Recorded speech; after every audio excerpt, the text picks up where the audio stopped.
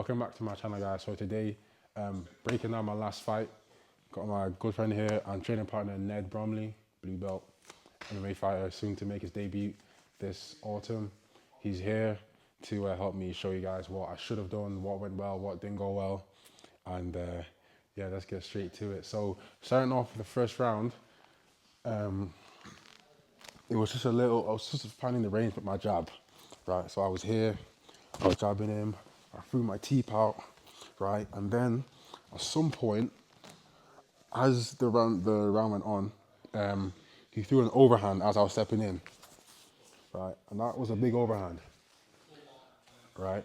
It wobbled me a little, it didn't wobble me, but it made me feel a bit dazed. And when he threw that, he then went backwards, right? So go backwards.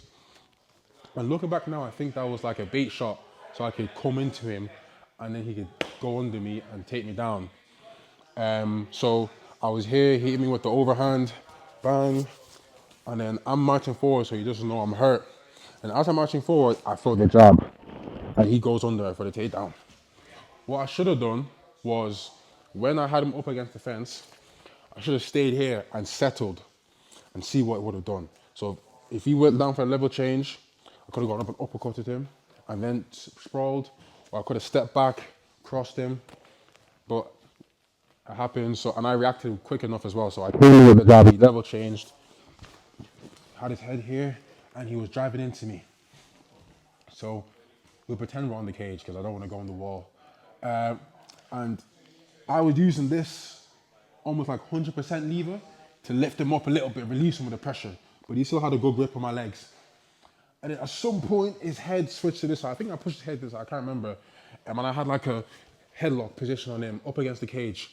And this is one of my favorite positions when I'm sparring in jiu-jitsu and MMA. It's one of my best positions. So usually here, I'll pull him down. I'll get a tricep grip like this. Doesn't matter, just preference. I usually like to do this, and I'll go around here like that, pressure into him, get my hand on the hip. But what I did wrong was, so he went in, head was here. As I went down, I rushed the position. So I went down, and as I rushed, my legs were still close to him. And then that's what led to the sequence of him pinning me for the rest of the round, because I went here, he came more up on the single leg or something, and then I was trying to fight, and then he eventually chained it to a double leg. It was really good on his part. So chain wrestling was really good. But this is what should have happened. So here, up against the cage, bang, I'm wobbled a little bit. I come in, I react quick enough, get the 100% lever, I shift him up against the cage. Head's this side here, go right. Head's this side. I have this grip on his back of his tricep. I drag him down. I should have put all my weight on my toes, active toes we call it at my gym. Active toes, shoulder pressures on back of Ned's neck here. I want him looking down, and I'm grabbing his chin and I'm pulling his chin up, and I'm pulling his tricep down. So I'm here grabbing the chin, you can't see, but I'm here like that, pulling his head up like that. All my weight's going through him. I'm not tense or anything. All my weight's on him, pulling him here. Now I should have put my legs back like this. Now Ned, can you move? Ned can move, right? So I can keep moving. He tries to get up again, I'll pull him back down again. Yeah? So I'm here. Now, jiu-jitsu is fine. You can get into your chokes, set them up or whatever. Yeah? But you need to fully break your opponent down to their base. So if you're still on this point, all 4 points like a chair, you need to break the chair down. So you pull him down again. He gets to his elbows. At that point, then you can then turn, start attacking the back. You can punch, get a Dagestani grip on the far end. You got cross-body control. So I got his arm pinned, my hip pinned to his hip, and you can start smashing, attacking the back, or just stay here with your weight and hit him. Jiu-jitsu, you can work for your chokes, your guillotines, or whatever, yeah? That was number one. So the second part was when I, what's the word again now? When you, no, Yeah, I sprawled him, but when you pull him down, snap him. I snapped him down. Yeah. Oh my god, I did snap him down properly, and I rushed it. So what I should have done was, and what happened was as well was obviously again, I, I come in, doesn't matter, and I sprawl like this, and I had this position. Sorry, I had this position like this, right? But instead of me settling in this position, right, and waiting and making sure that I'm ready to go when I'm ready, I was here, I was lazy, my legs were like up here, and as I tried to go around him, he grabbed that, I literally came up on it, and I was back here. Yeah, that's when he then had the whole sequence of, taking me back down to the mat, and I was on the ground for the rest of round one, unfortunately.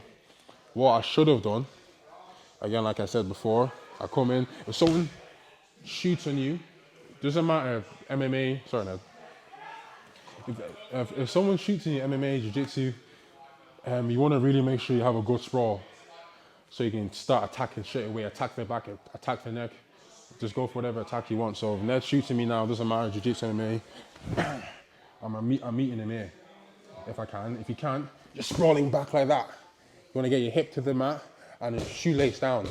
So even if he keeps driving, my foot's, I'm literally sliding like that, right? So you're here, and like I said, once you settle that position and you sprawl, your hips heavy, you can go on your toes, active toes, start attacking the head, front headlock. You shoot for a gilly, sit through. Yeah? There's a plethora of attacks you can go for. I'm sure you guys can find submissions on TikTok, Instagram, or whatever you like, but what I like is guillotines, or I go straight for the back straight away. If it's MMA, I'm circling around to the back. Jiu-jitsu, I'm going to the back to get the rear naked and whatnot. So it'll look something like this. He comes in, sprawl, I come round. MMA, I'm hitting him, ground and pound, bang, bang. Come here a second. Come a second. Yeah, I'm here, bang. I'm hips here, my hips on his hip, glued. I'm hitting him. Dagestani, I'm hitting him here. Bang. Might even put my foot here to bait him to grab the leg. Crucifix, I'll sit down. Just chill, you've won the fight, just hit him. Doesn't even have to be hard. Just tap him like this. Ref, he's not moving. Ref, he's not moving. He's not defending, ref. He's not defending. Fight over. Jiu-jitsu, I'm here. I'm getting a seatbelt. I'm kicking out. Getting my hooks in. I'm getting the choke. Yeah? So like I said, guys, someone's coming into a double leg, yeah, make sure you get a heavy sprawl. Bang! Shoelace. Pull the chin up, grab the tricep, and you're sorted. The third and last thing that we need to cover is get-ups from half guard. I spent quite a lot of the fight on my back in like full guard, half guard sort of position. And since the fight, I've been drilling quite a lot of get-ups in just general. So I'd like to share with you guys what I think if you're in half guard, what you should be looking to do. So I'm here with Ned, and when you're in half guard, first and foremost, right? Me personally, I like to, obviously, I'm in half guard here, but the free leg, either I'm pinching my knees together like this, or I've got a frame up, right? Because usually, if he wants to pass me, he wants to get chest-to-chest pressure, or close that knee shield. And Ned's got like one of the toughest top pressures that I roll against, so I really don't want him to get chest-to-chest connection. And in MMA as well, like I'm here monitoring the arm, right? So what I usually like to do in half guard is, hold on, if you turn around that way, like 180, so you can see the legs position. So we're here. Usually what you'd like to do is, your partner's here and he's gonna try and hit you. You're covering up, and I'm here, and as he's hitting me, this leg that's on his shoulder, chest, you're gonna shoot that through, and as I shoot that through, I'm gonna punch an underhook with this arm.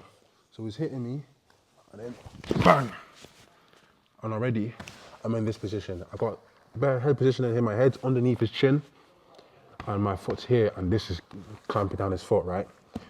At this point, I'm gonna get my elbow out, put my hand out, and get up on it.